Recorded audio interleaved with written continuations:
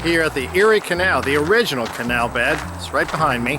No longer in use. It was rerouted and became the New York State Barge Canal. I think 1918 is when that occurred, and that's when this area went disused. But it's still here now in a state park configuration. And that behind me is the original Erie Canal. Erie Canal construction was started in 1817. The canal opened 8 years later in 1825. Traffic volumes rapidly increased. Towns and cities along the route flourished. Just 5 years after it opened, the canal was proving to be inadequate. Over the years, the canal was made wider, the locks were made longer. But it was the canal project that was completed in 1918 that idled this section. The state of New York rerouted the canal, taking it through Onondaga Lake and Baldwinsville, about 8 miles north, leaving this section abandoned for 100 years now. Some areas were filled in and lost forever.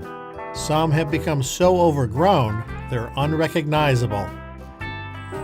Some sections, like this one filled with water, have undergone a sort of rebirth, now used as parks and for recreation.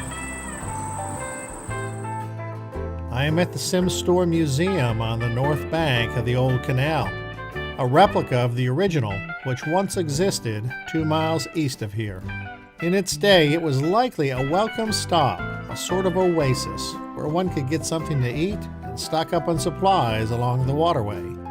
Nowadays, you can take a leisurely boat ride along this section, down past the 9 Mile Creek Aqueduct, and if you pay attention, learn some interesting canal history in the process. I am happy to say that these long abandoned sections of the Erie Canal have become part of the Erie Canal National Heritage Corridor, and today provide quiet, peaceful cycling and walking trails. A testament to the workmanship of the stonemasons and workers of the era. Their work has survived 200 years and looks nearly as good now as it did when new.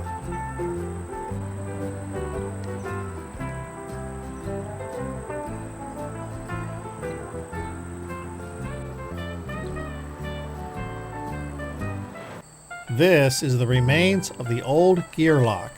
The foundation of the lock still exists today, near Gearlock Road and Horn Road. Obscured by trees and overgrowth, most don't even know it's there. In 1997, the old timber lock gates were excavated and removed from their foundation. The remains were brought here.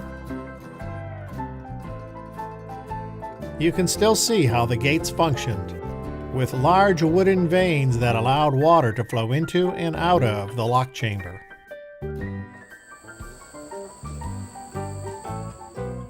The 19th century craftsmanship still clearly visible today. From this illustration, I can see that what remains is the bottom third of the original gate. Everything above was lost to time and decay. Buoy boat number 159, dates from 1930, was used by the state to maintain the canal. Under the shelter there, I found some early water pipes. These were brine pipes made from the trunks of Tupelo black gum trees. The centers were bored out, the ends were tapered, and they were connected together to form a water line. That was a great excursion back in time. I sincerely hope you enjoyed that. And remember, life is a journey. Enjoy the ride, and thanks for watching.